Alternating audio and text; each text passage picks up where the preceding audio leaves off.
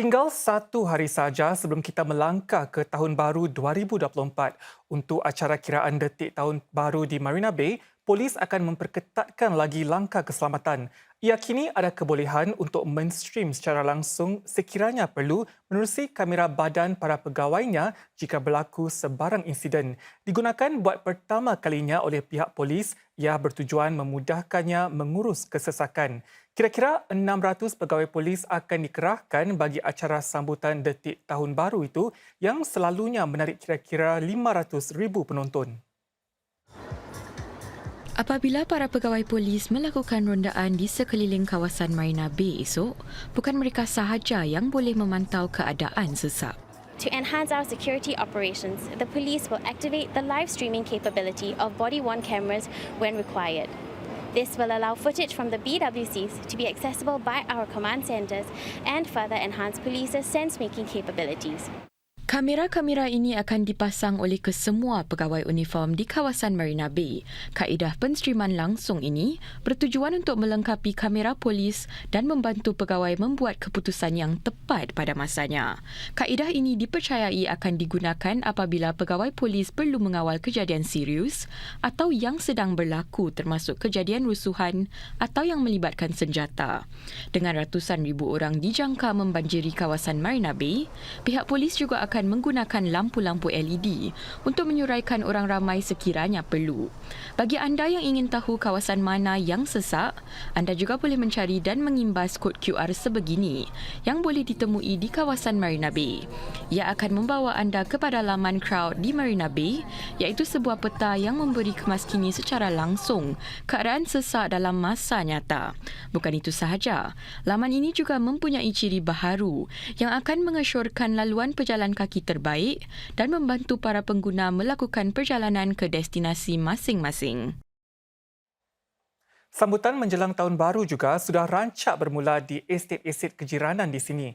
Pelbagai badan-badan akar umbi menganjurkan hampir 30 pesta bagi 70,000 penduduk di merata Singapura termasuk di hub Tampines kita. Hub Tampines kita akan mengadakan pesta selama 3 hari sempena Tahun Baru 2024 dan untuk meraihkan semangat kemasyarakatan daerah ini, pihak penganjur menyediakan pelbagai kegiatan. We chance upon this ball pit and we actually have a 2-year-old daughter. So she's actually waiting for her turn to play at the ball pit. Well, great. Yeah, what are the things that we've done? We've enjoyed the ball pit over here and we've enjoyed shopping. Penggemar muzik pula berpeluang menikmati pelbagai persembahan seperti persembahan ini. Bagi yang ingin meluangkan masa bermutu dengan keluarga mereka, ada juga sudut bagi seni dan kraf. It's a good bonding time, this is the only time that we can hang out, especially holiday season. Esok, estet ini akan menyambut kedatangan Tahun Baru 2024 dengan pesta tersendiri, lengkap dengan pertunjukan bunga api di dataran bandar Tampines. Dalam pada itu, saudara, menjelang ketibaan Tahun Baru 2024, Masjid Al-Huda di kawasan Bukit Timah menawarkan khidmat gunting rambut percuma siang tadi. Sekitar 17 pelanggan menyahut tawaran percuma itu yang bermula antara 10 pagi hingga 3 petang tadi. Ini berkat satu inisiatif gunting rambut amal anjuran Masjid Al-Huda dengan kerjasama 5 tukang gunting dari Ultra Snips Collective. Masjid tersebut memberitahu Berita Media Corp, tahun depan ia merancang menawarkan gunting rambut percuma untuk kaum muslimah pula ekoran adanya permintaan.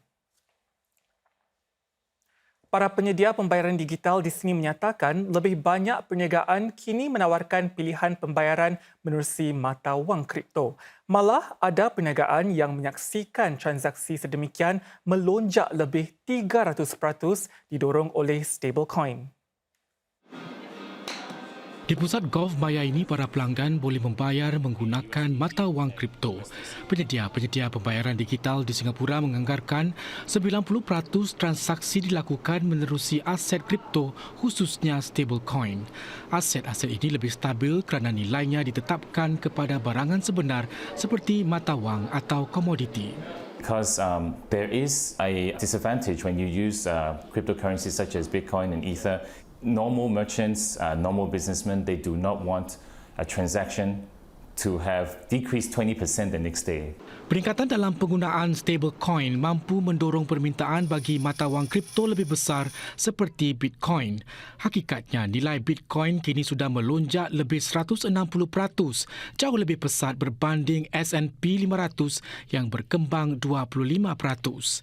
Aset-aset selamat seperti emas pula hanya naik sekitar 12%. Namun adakah trend ini akan berterusan tahun depan? In the short run, maybe if you're lucky, you can get some returns because everyone is going in one direction. But at some point, that flow will stop, and then whatever value it has, it will collapse. So it will be once again a sort of a road of volatility for any investors in the market. Yang pasti, ia tidak begitu terikat dengan inflasi mahupun pasaran saham.